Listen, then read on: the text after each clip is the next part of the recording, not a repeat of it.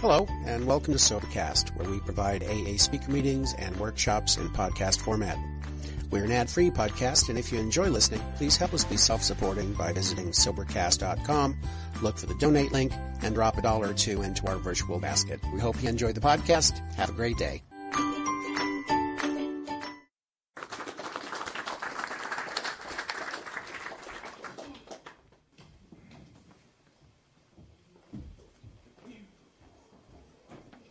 Hi, my name is Dawn, and I'm an alcoholic.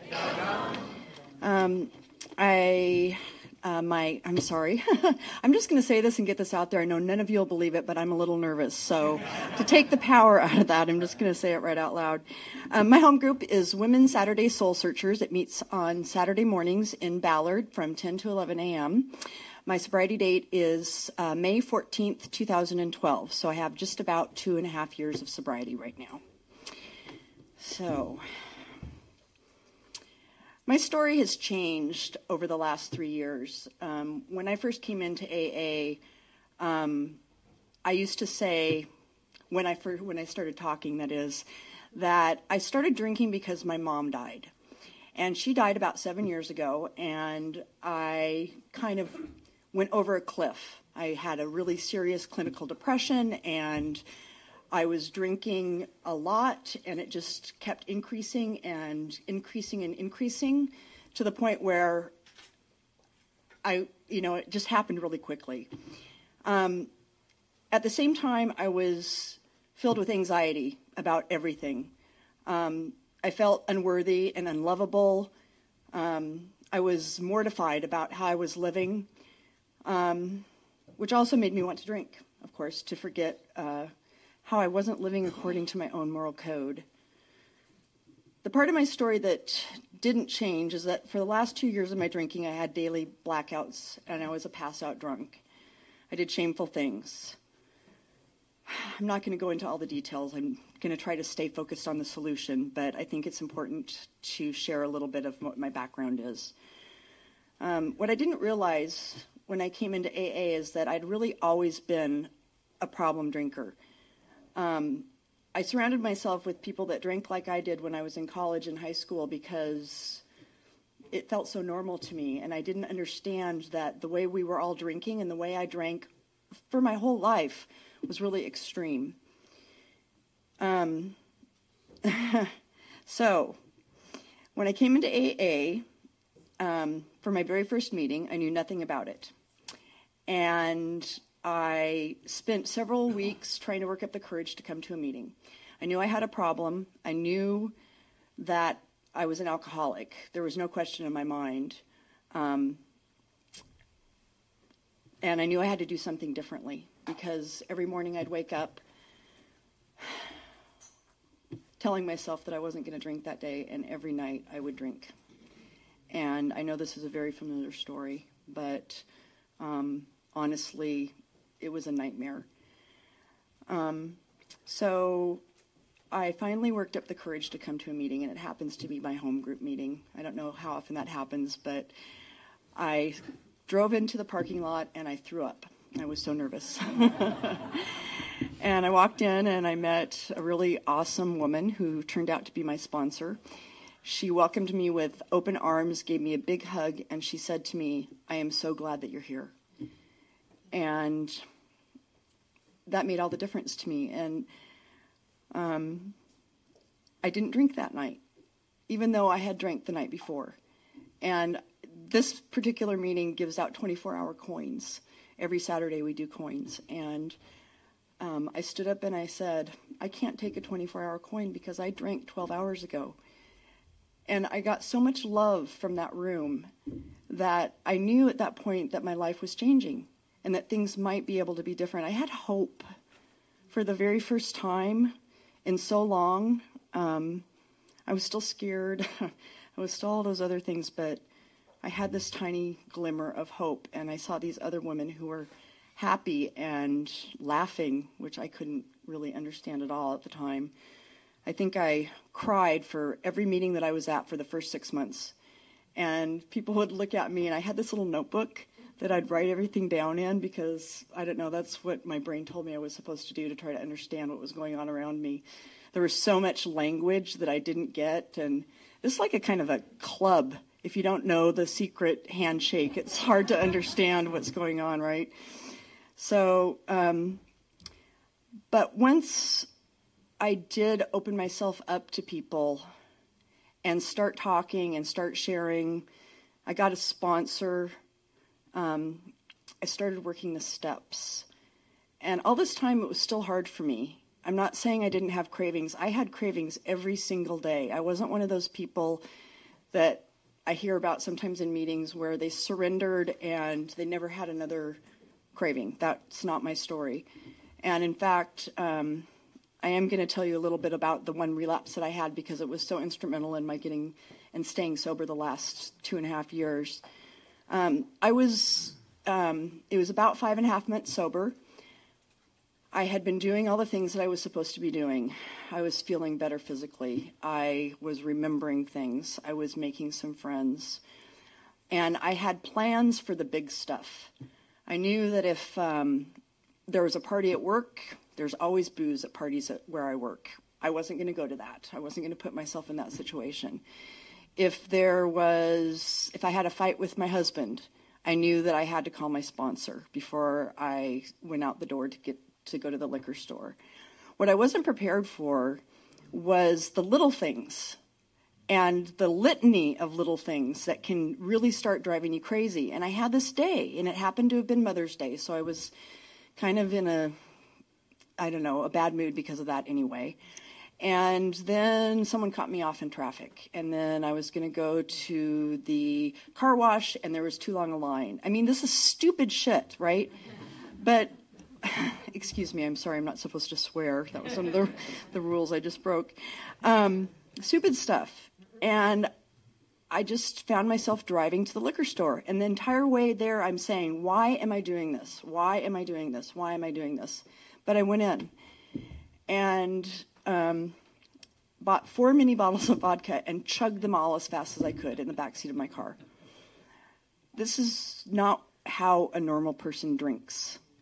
And I think I needed to do that to recognize how messed up my drinking was.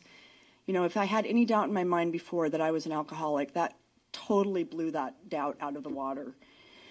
So luckily for me, I did have a great sponsor. And instead of what I wanted to do, which was crawl under a rock somewhere, I went to a meeting and I told what I had done. And I cried because that's what I do. So that's what it was like.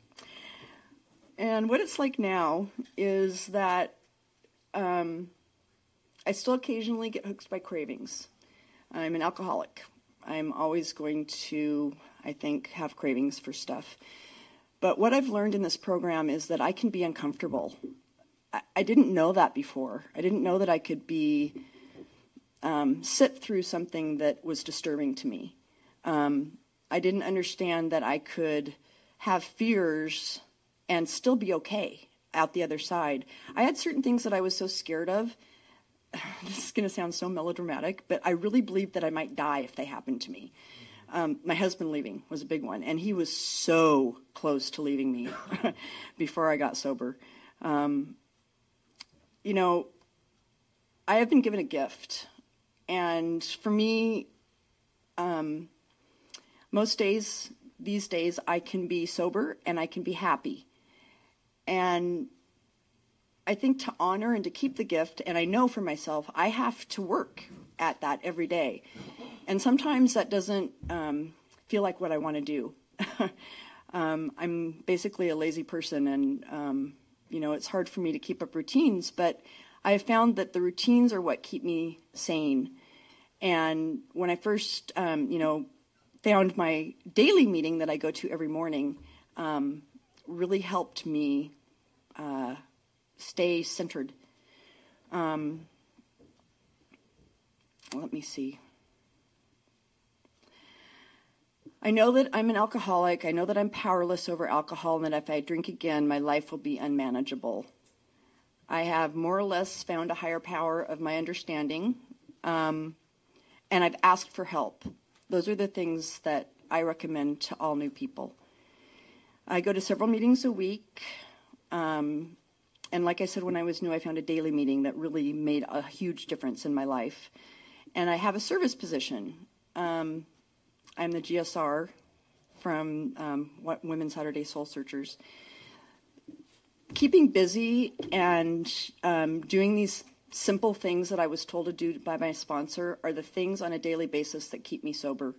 When I don't go to meetings, when I find myself in that rut where I don't even want to brush my teeth in the evening because, when I was drinking all the time, I always passed out. I never had to brush my teeth. But what I realize is that it just means I need to, go to more meetings, or I need to work with one of my sponsees. Today, I have 3 sponsees, and meeting with them is one of the joys of my life.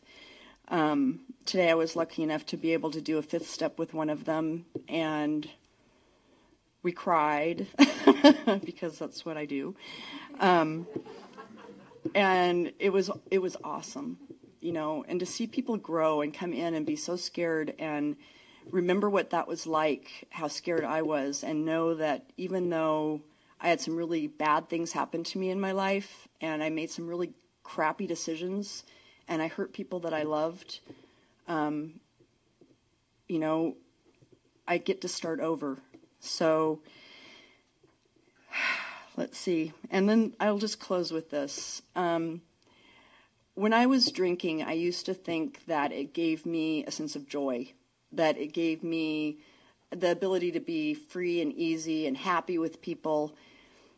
What I didn't realize is that it really was taking my joy away. And I did at the end, but for a long time, I thought it was something that was good for me, right? In a twisted sort of way. That didn't come out the way I meant it to come out. But I now have moments of joy in my life that I never had in the 30 years of my life when I was a drinker.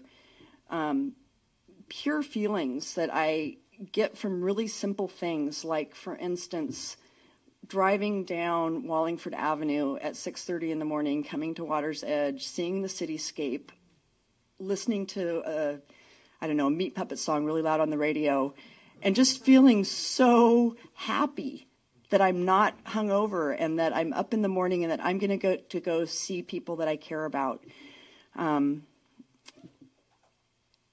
I'm happy now, and I'm sober. Thank you so much for letting me be of service tonight. Thank you for listening. I am Jerry, but I could be Cynthia. And I'm an alcoholic. Can you hear me okay? Yeah. Okay.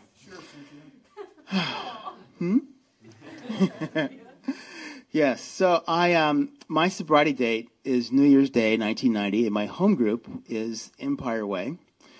I meet there Mondays and Wednesday nights, and I have a summer home group, I call it, and it's the Lodge. But really, my home group is Empire Way. What it was like, what happened, and what it's like now. I'm just still stuck on I could be Cynthia. That would be so festive. Anyway, I'd be taller. I'd have longer legs. I'd have longer hair. It'd be great. But I'm not Cynthia. I'm me, and I'm really glad that I'm me.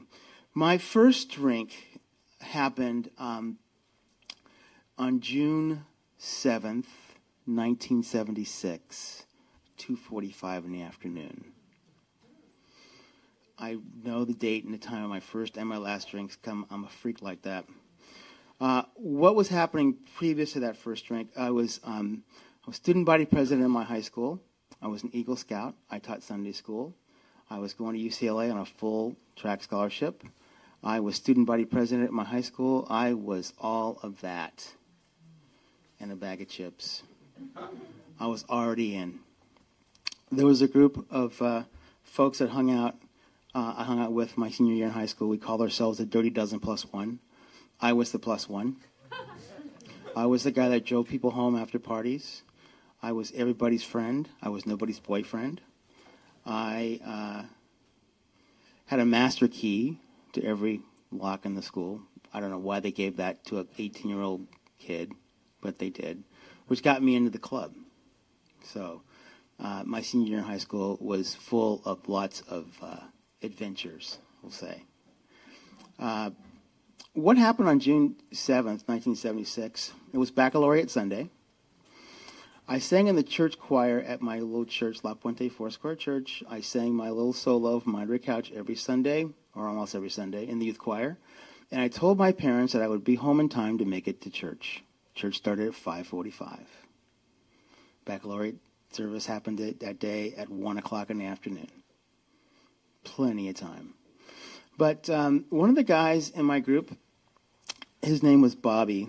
His dad had stopped drinking and had taken all the booze out of the bar in his house and packed it in these boxes and put it in his garage. And Bobby's dad was spending way too much time in the garage. And he didn't want to do that anymore. So he offered us, this little group of guys, $20 a piece if we could make that problem just go away for him. So, there's 13 of us. How hard could it be? $20, 1976. That was real money. I drove a Pinto station wagon, and it cost me $6 to fill my tank up with gas. $20 was like date night movie if I ever had a date. So I told my parents that I'd be home in time to sing in the choir. So we went to Bobby's house. There was 13 of us. I started drinking. My first drink was Crown Royal out of the purple bag. I'll never forget that feeling to this day. Just talking about it. I can taste it. I can feel it going down my throat. I feel my toes warming up. I'm just happy. It changed everything. Now, again, previous to that, I never really drank. I never drank. Not even really drank. I never had a drink. Because why that was I was very, I'll say religious, for lack of a better word.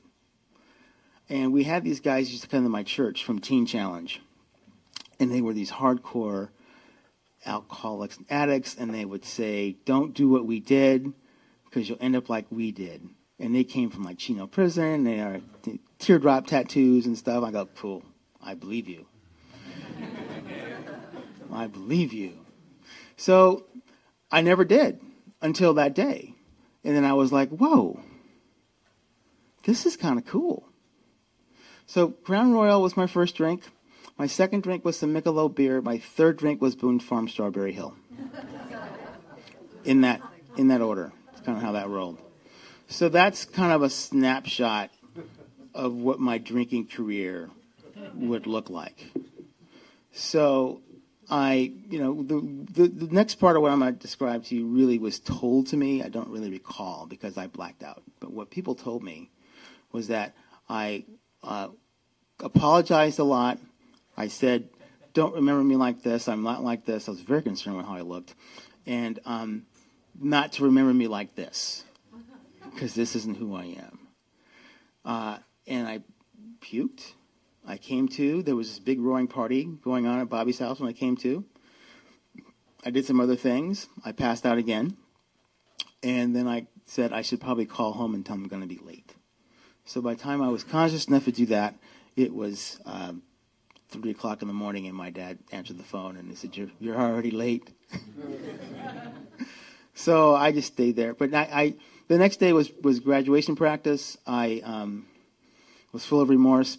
I got all this data at the graduation practice from all these people that were giving me this data.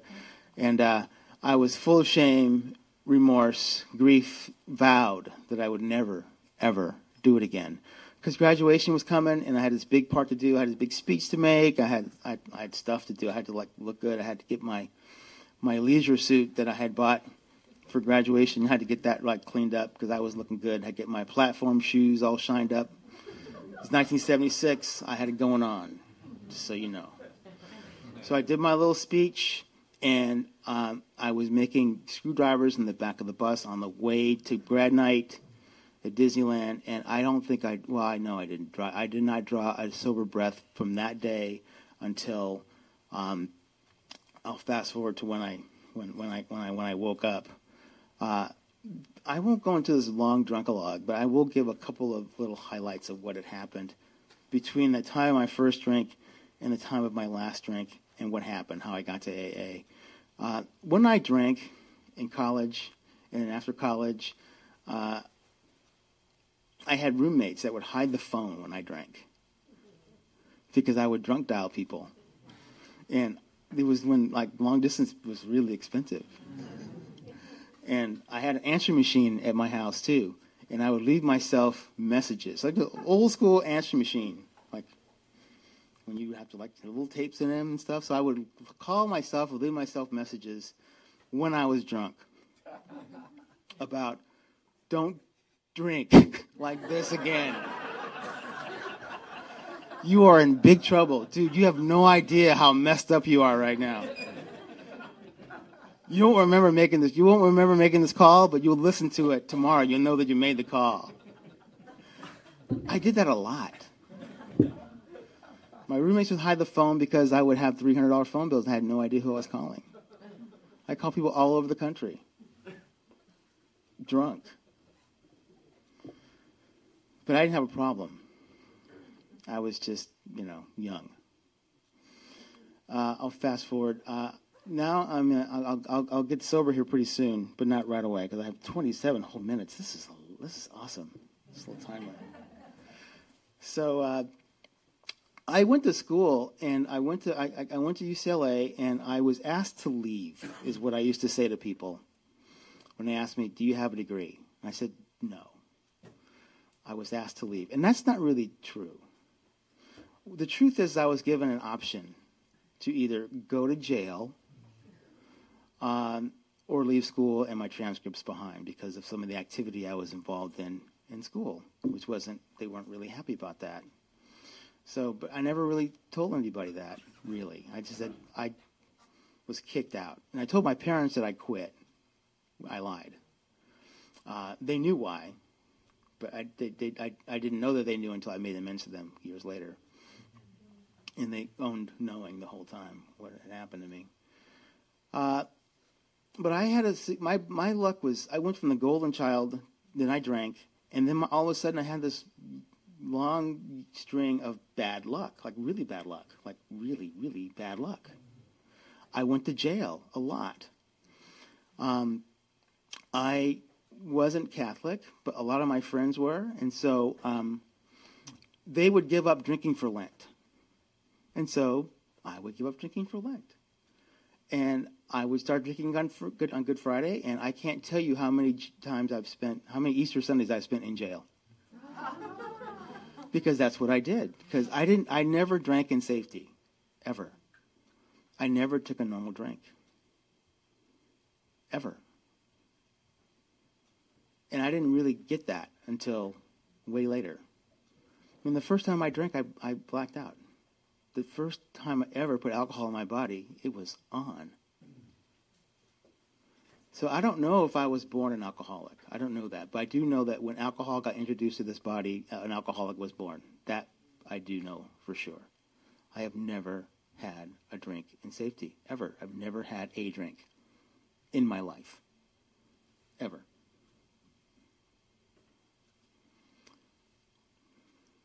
So I'm convinced of that now, but I wasn't always.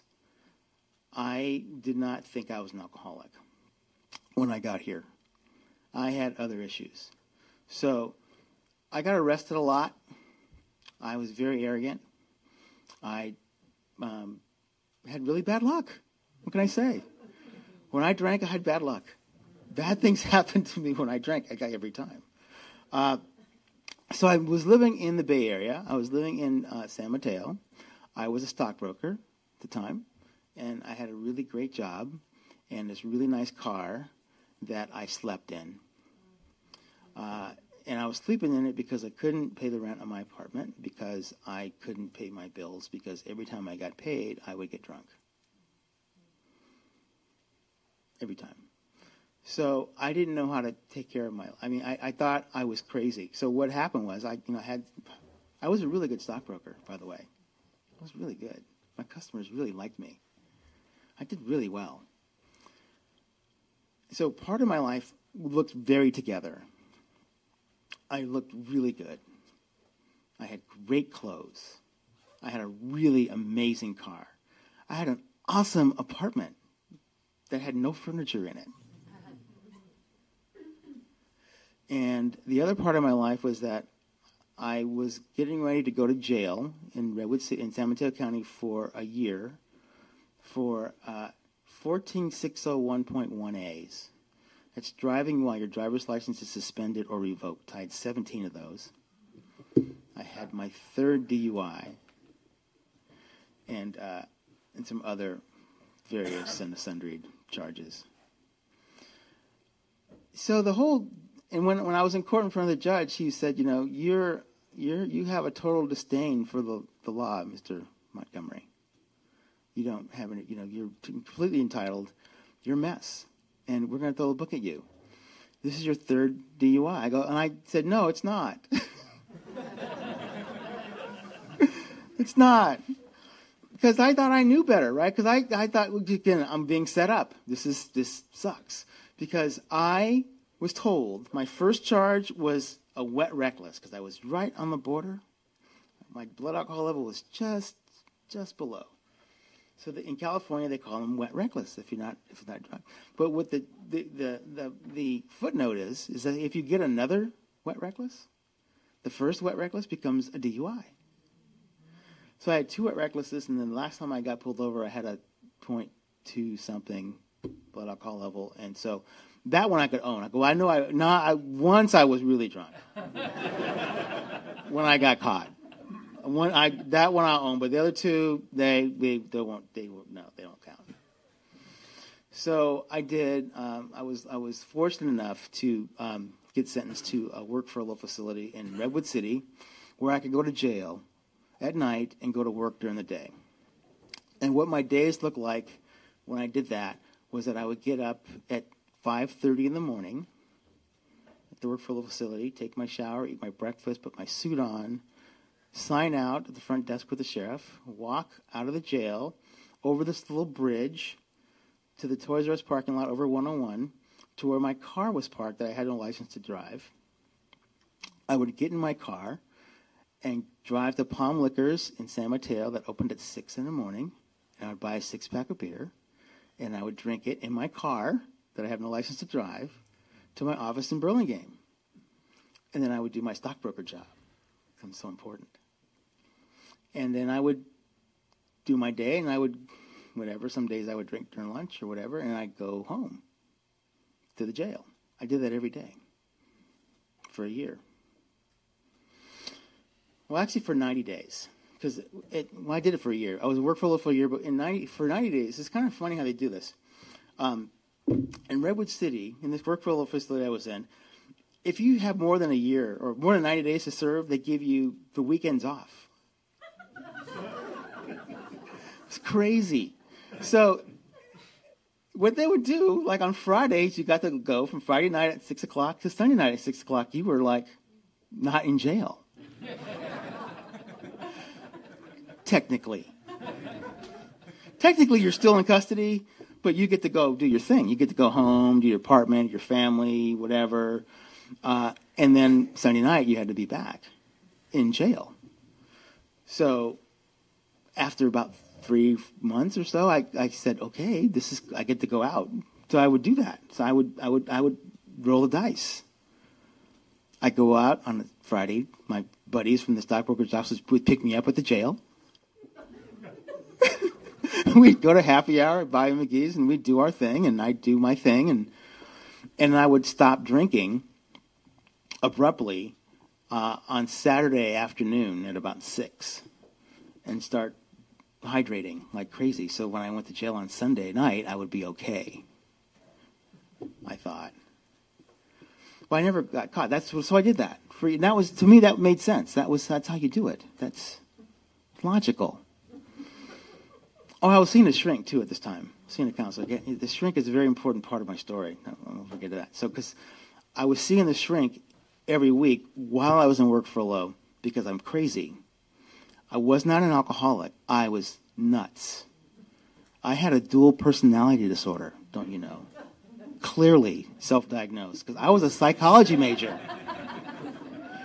at UCLA. I took psychology classes, so I knew that I was crazy.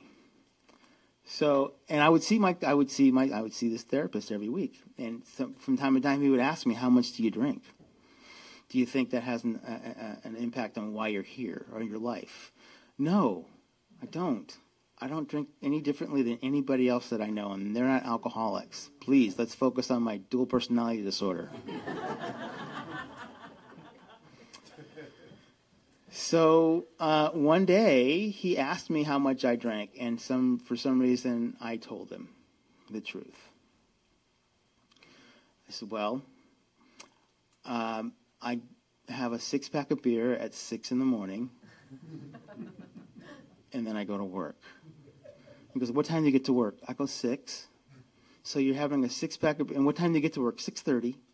So between 6 and 6:30, you drink 6 beers. I said, "Yes." And then what? And then I work. And then what happens? And then I start thinking about lunch. So what happens at lunch? So, well, today I had a carafe of wine. Okay, well, 2 carafes of wine at the fish market with some other guys I was with. Did they have any of that wine? No, those were my 2. They had their own. Those were mine. Okay, so what time is this now? Well, it's about 2:30 in the afternoon. So it's 2:30 in the afternoon. You've had 6 beers and 2 carafes of wine. I said, "Yeah." And now what do you do? I go back to work. And what do you do? Well, I call my customers and tell them what's going on. Okay. And then what? Then I start thinking about happy hour. Okay, so what time's happy hour? Oh, about 4:30, 5 o'clock. 5 o'clock or so. Okay, so you go to happy hour. So do you drink at happy hour? Oh, yeah. But the food is free, so that's okay. So what do you drink at happy hour? I don't know, a few beers, 3, 4, 5. And then what happens after happy hour? Well, then after happy hour is over, then I start drinking. So he's like taking score, and he's asking these questions to sound like I'm talking very calmly. So it's about 7 or 8 o'clock at night, and you've had a 6-pack of beer at 6 a.m., 2 carafes of wine in the afternoon, and now it's happy hour. You've had probably 6 or 7 beers or so. Yeah, about that. And then you start drinking after that. I go, "Yeah." He goes, "Well, what do you drink when you start drinking?" "I drink Long Island iced teas with Stoli backs." He goes, "Do you think you're an alcoholic?" I said, "No. Everybody I know drinks like this. They're fine." And you're starting to kind of, tick me off a little bit right now. So I'm going to prove to you that I'm not an alcoholic. I'm going to show you. I'm going to demonstrate to you that I'm not an alcoholic. I can go 30 days without a drink. I don't know what it is about alcoholics, that mystical, magical 30-day number, just pull it out of a hat. And after my 30 days of not drinking, then we can concentrate these sessions on my dual personality disorder, because I'm crazy. And he goes, "Okay, so what do I get if you don't make it 30 days? What do I get? What's the other end of that bet?" I go, "I don't know. I'm not going to lose the bet. But if you need something, I'll check out one of those treatment places that you keep dropping hints about." So we made this bet on a Friday at 5 o'clock. And he goes, "I want to see you the following Monday." Because I saw him every Friday. So I saw him Monday. He goes, "So how you doing?" I go, "I'm fine." He goes, "Did you have a drink?" I go, "I thought the bet started today."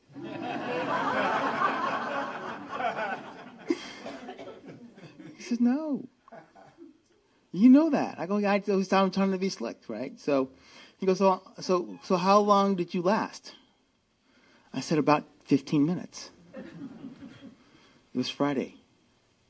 It was happy hour. What do you think?" So he goes, "On top of being an alcoholic, are you also a welcher?" Then he insulted me. He insulted my honor. So that particular session I spent calling treatment centers with him in the office that day. So I'm pretty full of myself, and I'm thinking, well, if I got to go to these treatment places, I'll go to where the cool people go. So I called Betty Ford, the first place I called, because that's where all the rock stars went. I thought it was pretty happening. So I called Betty Ford, and the call went a little like this. Hi, my name's Jerry. I'm in my therapist's office. I lost a bet. He thinks I'm an alcoholic. Do you take my insurance? They're howling on the other end. Well, do you think you might have a problem? Well, I drink a lot, and I do other stuff too. But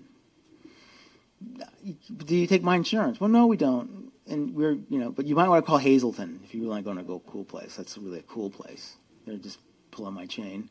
So I called Hazleton, and they didn't take my insurance either. And then there was a program in Redwood City called Project 90 that mostly dealt with addicts, and they didn't have a bed for me. Then there was a place in Oakland called MPI, Mental Health Institute, and they were really cool. They were kind of slick. I think they were trying to manipulate me a little bit. Because they said, we hear you. You might not be an alcoholic. But we have this assessment that you can come and do. And we do take your insurance. We check that out. We do take your insurance. And we do this assessment. And if that's at the end of the assessment, if you are an alcoholic, we have a bed available like today. You can check in today for 28 days. But the assessment takes about 2 hours. When can you be here? I had some loose ends to tie up. I was really busy all of a sudden. And I told them I'd get back to them. So that'll happen that first session. And then this was in May of 1988. And I finally made it to that treatment center in July of 1988. I was very compliant. I learned a lot about alcoholism. I graduated. I got my little thing. And my therapist... my counselor, and he said, here's Jerry. He was here 28 days ago.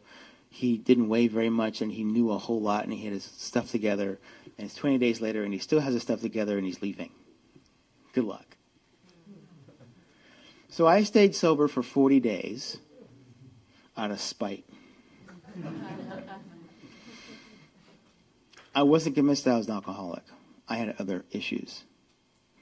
So I was going to aftercare with one of my roommates from that treatment center who was not an alcoholic. He was a drug addict. And we're having this conversation on the way to aftercare in this car that I have a license to drive still over to Oakland from San Mateo. And he says to me, Jerry, you're not an alcoholic. You're a drug addict like me. I go, what does that mean? That means we can have a beer at this microbrewery before we go to aftercare. A burger. I said, that sounds awesome. So that started my journey of going to meetings, talking about how great it was to be sober when I wasn't. And that's what I did. I went to meetings drunk. I picked up chips for attendance, not continuous sobriety. That's what I did. I finally got convinced to matter myself that I was an alcoholic, because that one of these people that was at that first party that I ever got drunk at, my friend Wesley, knew I was in treatment, and I went to go see him in L.A. Whenever I went to L.A., I always planned to drink. And Wesley says to me, you're an alcoholic. You're not a drug addict. Let me tell you why. And he told me why.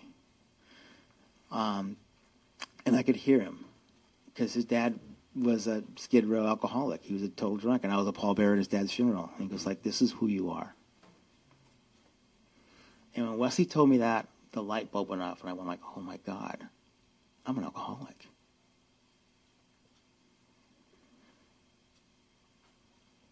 The good news is I was going to meetings. I went to meetings all the time. I went to meetings almost every day. I don't know why alcoholics that are drinking go to meetings. I have no idea why I did that, but I did.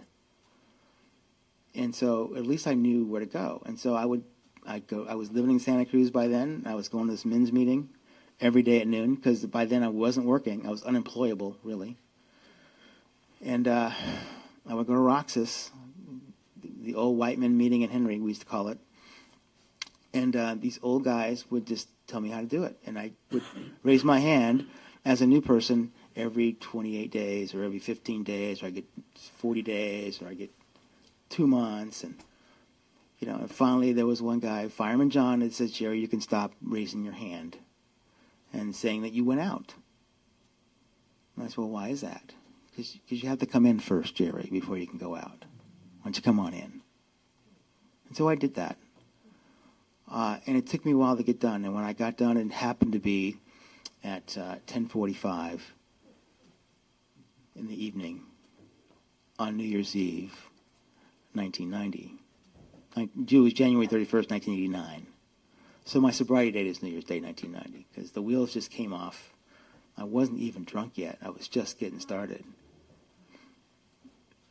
But when you're drinking and you have this information in your head, it's just not that fun.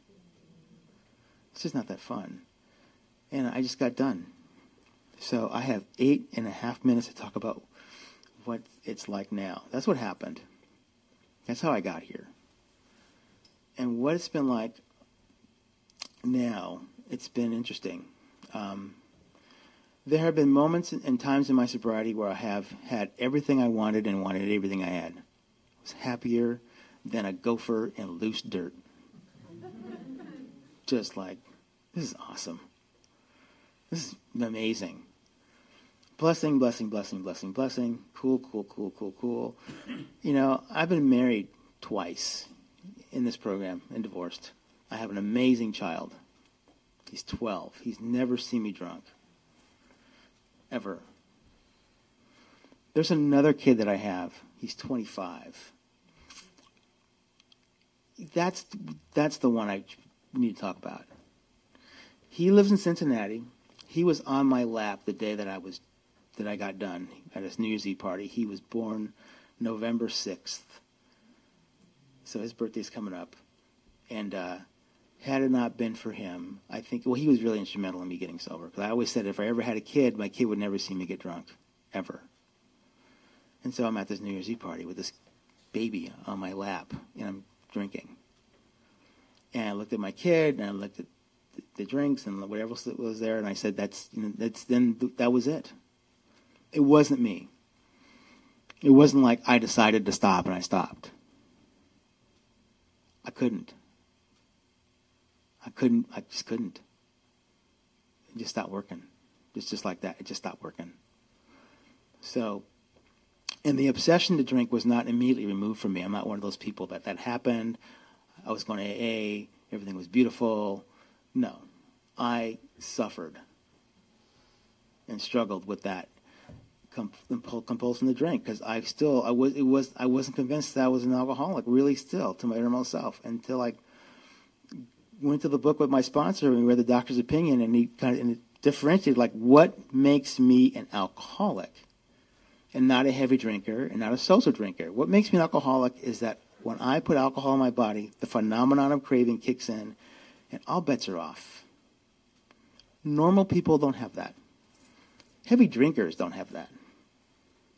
Alcoholics have that. I don't ingest alcohol like normal people.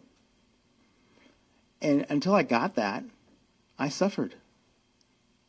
And as soon as I got that, it's like, oh, that's it. So I can't drink like a normal person because I'm not a normal person. No matter how much time goes by, and my brain still plays tricks with me because I didn't have my first drink till I was 18. And that was really late in my neighborhood. And I've been sober a while. And so I add how much time I was sober before I drank and how much time I have now. It's like, wow, that's a lot of years with not having any alcohol in your body. You might be able to do that now. Just socially. You know. No. I have no interest in that. I just don't. Because I remember what my life was like when I don't forget what it was like sleeping in my car because I got caught sleeping in my office. And you can't do that every day. So I still remember what it looks like and what that feels like, sleeping in your car and having this life where you think you look good, but everybody else knows that you don't. I was the last to know that the wheels had come off. Everybody else had knew. It was obvious. Except to me. I'll talk about sponsorship because I had an interesting call with a sponsee today, actually, and I called my sponsor before I came here tonight too. So to stay current, and my sponsor is great. And one of the greatest gifts he gave me was when I did my fifth step. I had done a couple of I'd done a couple inventories previous to that with other guys that I hadn't got honest with, and I was still drinking. And that's one thing too. In AA, the steps don't work so good if you're drinking. They just don't. They don't work that good. They work better when you stop. Just a note. That's my experience, at least. But I had done a couple of inventories, and there was a couple things. Actually, there was a thing that I was going to take to my grave, and I'd done a couple of them, and I kept drinking. And so when I got the sponsor that I have to this day, Steve, has been working with me. I've been 25 years with Steve. When it was time for me to do my fourth step with him, my fifth step, I said, okay, so I'm just going to just open up with that thing. That was my plan. I'm going to show up at his house. I'm going to tell him that thing. And then when he throws me out of his house, I can go get drunk. That's what I'm going to do. And that was my plan. That was my plan as sure as I'm standing here. So I got to Steve's house, and he lit some candles, and we did a little prayer, acknowledging the presence of God. And he says, okay, you ready? I said, yeah, I'm ready. Here it is. I'm just going to just open up with this. This shouldn't take long. And I told him what it was, and he was like, he didn't even flinch. He goes, what else you got? It was this thing that I carried all these years, and I was so ashamed of. And it was like, this is a thing that just fuels my shame machine in my head. This is it, I'm going to trust him with it. I drop my rock. That's what we call it. I drop my rock. And he gave me permission to whatever else I had to drop it. And he just listened to me and just loved me and laughed a lot and shared some stuff. And he gave me that gift, and I get to share that gift with people that I work with. He didn't judge me at all, ever. He still hasn't to this day. He laughs at me a lot when I call him. But he doesn't judge me. He asks me questions like, are you done yet? How's that working out? Feel okay? Cool. You still doing that? How's that working? Well, that sounds like a great idea. Sure, yeah, check that out. He's never told me what to do in 25 years, ever. He showed me what to do. The other gift he gave me was the gift of meditation and sitting. My sponsor will not leave his house any day until he's done that. He just won't do it. And so that's a gift that I take too. So that's where he asked me, so how's your P&M? Are you sitting? Are you praying? How's Zach? How's your kid? Those are our conversations these days, and I'm just so grateful for that. I am rich in my relationships with people that I have built in AA. It's embarrassing how rich I am. And I thank you for my sobriety, and I thank you for your time, and I thank you for your love. Thank you.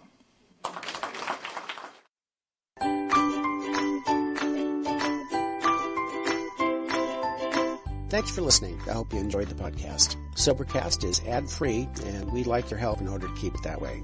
So if you'd like to help us be self-supporting by pledging $1 or $2 a month, visit Sobercast.com and look for the donate links. Thank you very much.